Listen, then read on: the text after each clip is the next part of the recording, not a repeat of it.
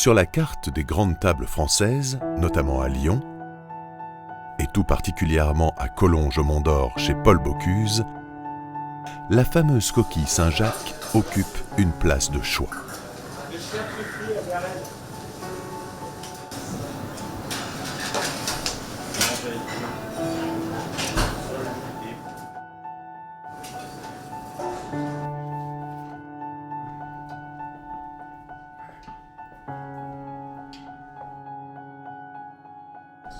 Là.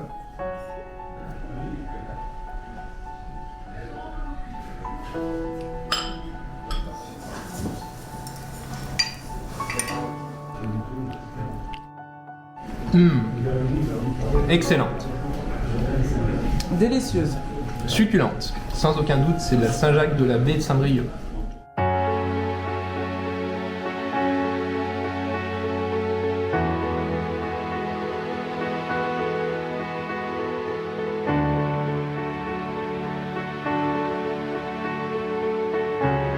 Une coquille labellisée baie de Saint-Brieuc, représentant la moitié de la pêche française avec ses 3 ports emblématiques que sont Erquy, Loch qui vit de la mer, et Saint-Quay-Portrieux.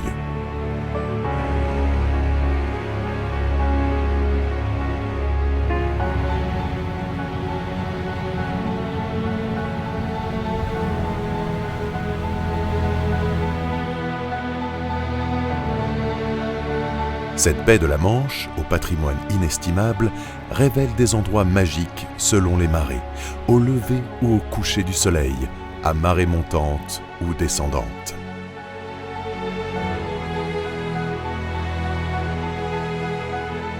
Ces paysages chargés d'histoire qui font tout le charme de ce littoral des Côtes-d'Armor. Littoral qui garde encore en mémoire cette trace des temps anciens du Moyen-Âge, notamment quand on admire les ruines romantiques de Beauport et de son abbaye. Un lieu enchanteur. Et découvrir au milieu d'une ambiance paisible de la dentelle de pierre en pleine nature au bord du littoral est un pur bonheur. Comme l'est le petit port de Gouinzegal et ses pieux dressés en pleine mer. Époque qui a vu les débuts de la pêche de la Saint-Jacques, un fruit de mer devenu le principal symbole des pèlerins de Saint-Jacques de Compostelle.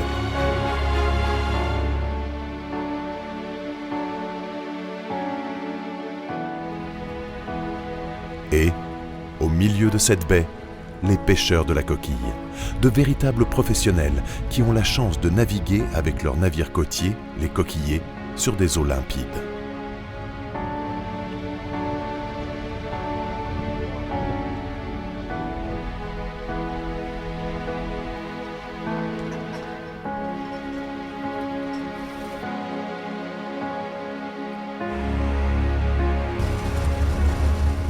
La pêche de la Saint-Jacques est réglementée, à raison de 2 jours par semaine et 2 heures par jour. Donc, pas question de traîner.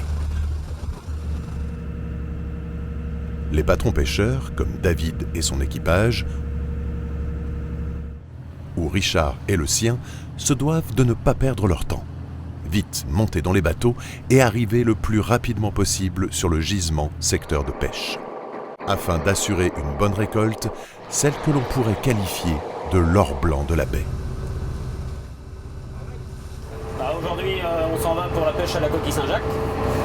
Richard, la coquille Saint-Jacques est une pêche assez spéciale, très courte, qui démarre, je crois, au mois de novembre. La campagne, on la commence au mois d'octobre. Ça ouvre officiellement le 1er octobre.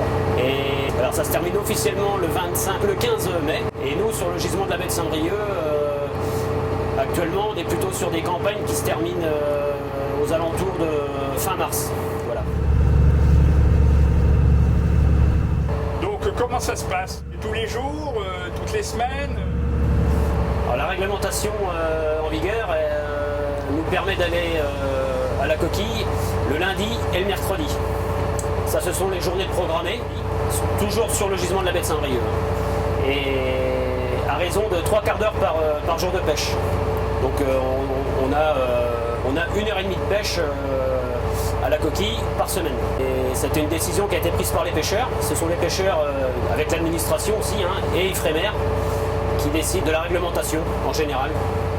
Et ensuite, chaque pêcheur l'applique, bien sûr, mais on a quand même une surveillance qui est faite par l'administration, soit les gendarmes maritimes, la police maritime, les douanes, enfin toutes ces corporations qui nous surveillent.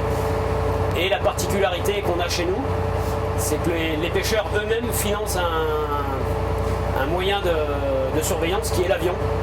Alors c'est un petit avion qui survole les lieux de pêche, qui survole la baie de Saint-Brieuc et qui s'assure que les bateaux mettent en pêche à l'heure programmée et arrêtent de pêcher à l'heure programmée aussi.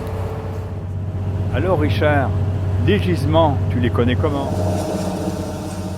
Les gisements, la baie de Saint-Brieuc, elle est riche en coquilles Saint-Jacques par rapport au courant et au plancton.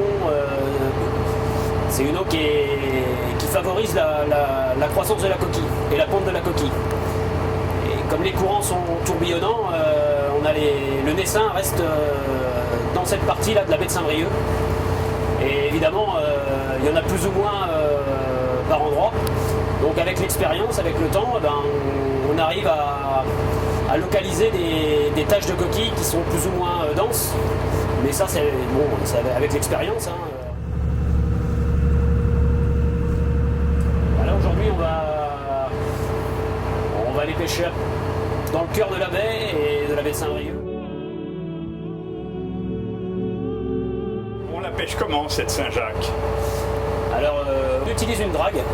Une drague, c'est une armature en acier qui sont fabriquées par nos forgerons avec des dimensions qui sont bien spécifiques à la réglementation maritime, justement, enfin de la pêche à la coquille. Toujours décidée par les pêcheurs. Et donc, c'est une armature en acier triangulaire sur laquelle on met un tapis derrière avec des anneaux en ferraille, des anneaux en acier d'une certaine dimension et qui permet de filtrer toutes les petites coquilles. Toutes les petites coquilles sont déjà, alors pas toutes, mais une grande partie sont déjà filtrées au fond, le temps qu'on ratisse le fond. Il y a déjà une sélection de coquilles qui se fait sur le fond. Et puis une fois qu'on a mis les coquilles à bord, qu'on a relevé nos dragues et qu'on a vidé nos sacs de coquilles sur le pont, il y a un autre tri qui s'effectue à la main, qui nous permet de jauger la coquille si elle fait la taille ou si elle ne la fait pas. Donc si elle la fait, on la garde. Si elle ne fait pas cette taille de 10 cm d'œuf, à ce moment-là, on la rejette à l'eau.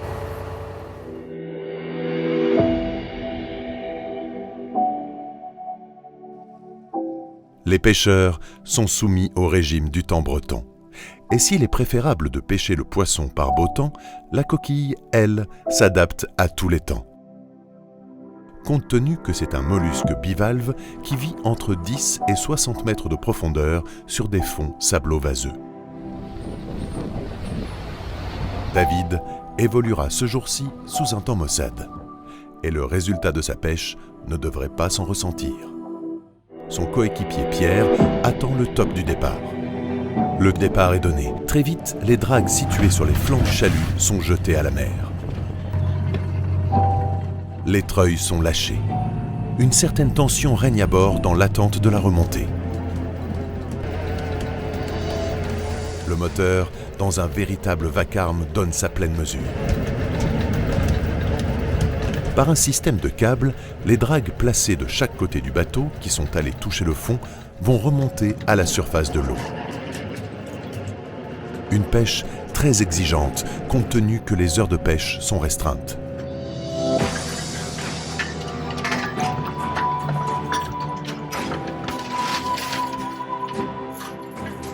La technique de pêche de la Saint-Jacques est très spéciale, la plupart du temps au dragage.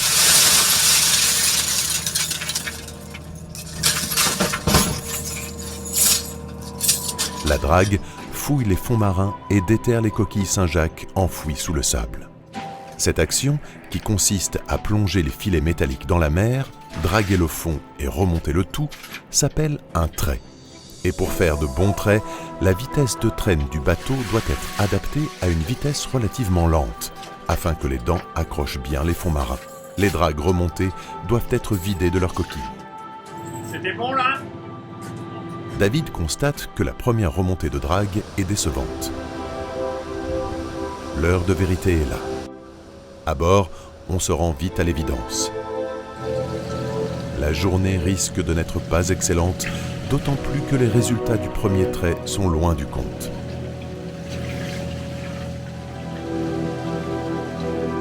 David, anxieux, continue sa pêche. Il sait qu'il ne ramènera que quelques centaines de kilos.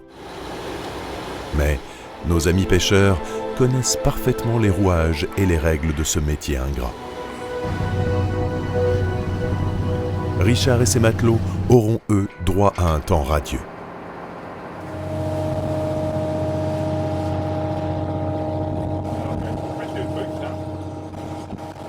Une pêche assurément sportive, qui demande dextérité et muscles. Car le temps est compté, et il faut jongler entre remonter les dragues, les vider, les remettre à l'eau, s'occuper du treuil, sans compter le temps passé à trier les coquilles. Pas de place à l'improvisation, chacun sait ce qu'il doit faire. Tout est réglé comme du papier à musique. Très vite, Richard comprend, lui, que la journée sera bonne. La tonne sera dépassée. Dans un fracas indescriptible, les coquilles sont projetées sur le pont du dragueur.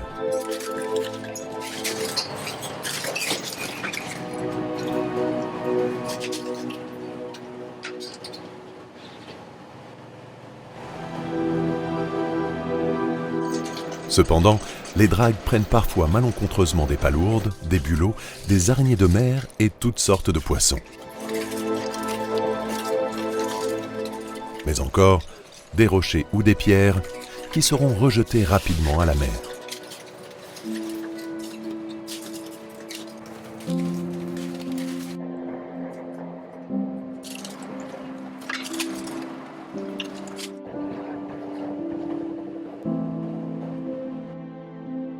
Pendant la pêche, entre deux passages de drague et sur le chemin du retour, les coquilles sont triées avant d'être mises dans des paniers. Un tri manuel qui prend un certain temps. Selon la fameuse loi de la réglette, pas une coquille ne devra faire moins de 10 cm d'eau.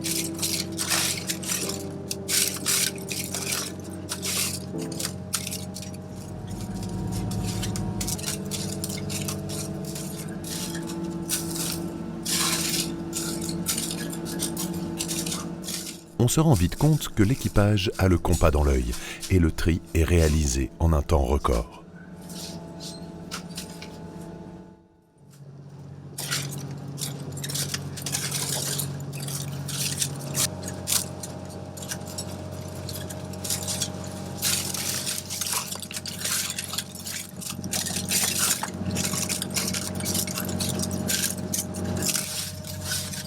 Toutes celles qui n'atteignent pas la dimension réglementaire sont systématiquement rejetées à la mer afin qu'elles poursuivent leur croissance.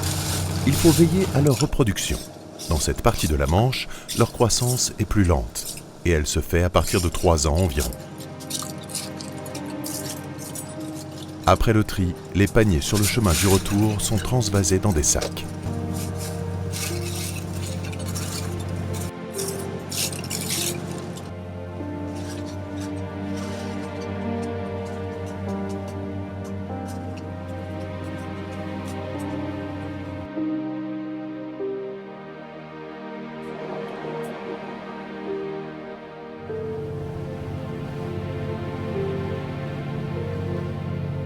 La rentrée au port est l'occasion d'un temps de repos et de détente en attendant la criée et ses passions. Au loin, encadrés par les mouettes, les premiers chaluts aux couleurs chatoyantes apparaissent et contrastent avec un ciel un peu laiteux. Inutile de se bousculer, il n'y aura pas de place pour tout le monde au ponton. Nombreux sont les bateaux qui ramènent leur cargaison en même temps et chacun doit attendre son tour.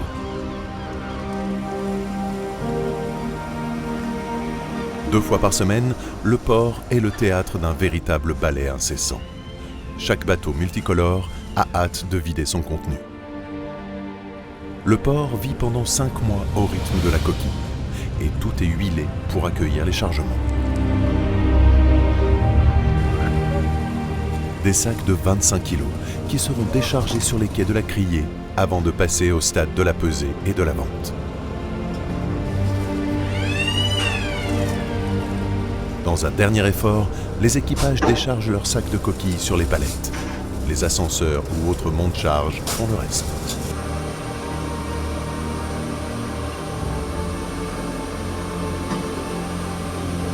Sur le ponton, l'agitation est à son sommet.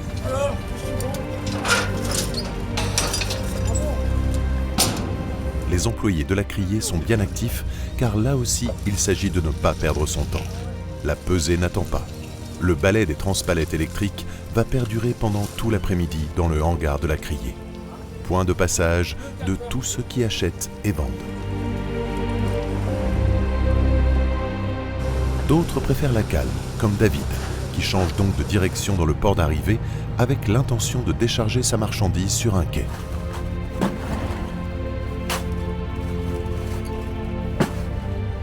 L'odeur iodée est partout présente. Les vieux loups de mer ne sont pas loin et le jaune des cirés est à l'honneur. Les fenwick aussi. Il s'agit de remonter là aussi ce trésor de la baie pour la peser.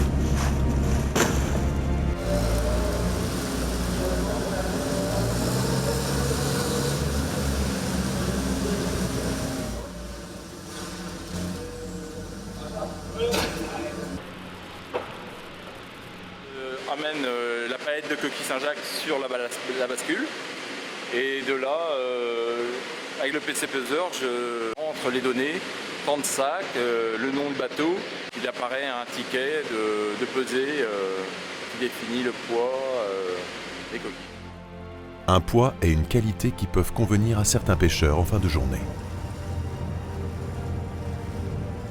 Bah ouais, aujourd'hui c'était plutôt une bonne journée. Bon, il n'y avait pas la quantité, mais la qualité est là. Fraîchement débarqués, les coquilles se retrouvent à la criée où de nombreux autres poissons ont pris place. Sols, turbots, homards, bars, sèches, araignées de mer et coquillages divers, il y en a pour tous les goûts et pour toutes les tables. Une criée assure le débarquement, le tri, la pesée et la vente aux enchères, la facturation et le paiement. Il y a deux méthodes de débarquement et de vente. Il y a le premier lot qui sont mis à la vente de coquilles et le marin-pêcheur a le droit de racheter sa pêche. Donc il est taxé comme le marailleur, donc il prend possession de sa pêche au moment de la vente et autrement le reste des lots est mis à la vente dans la zone 5 de la criée.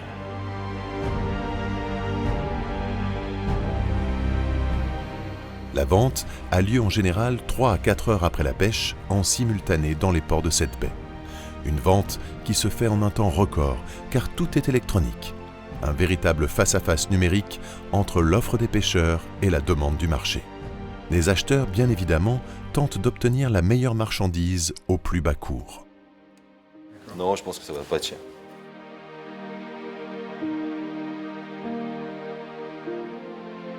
Nombreux sont les restaurateurs qui vantent la qualité de cette coquille à la chair bien charnue et très sucrée.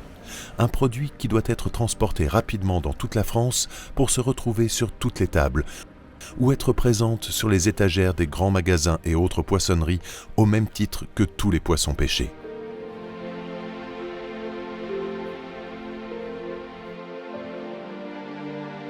Après 5 mois de pêche, la saison s'achève.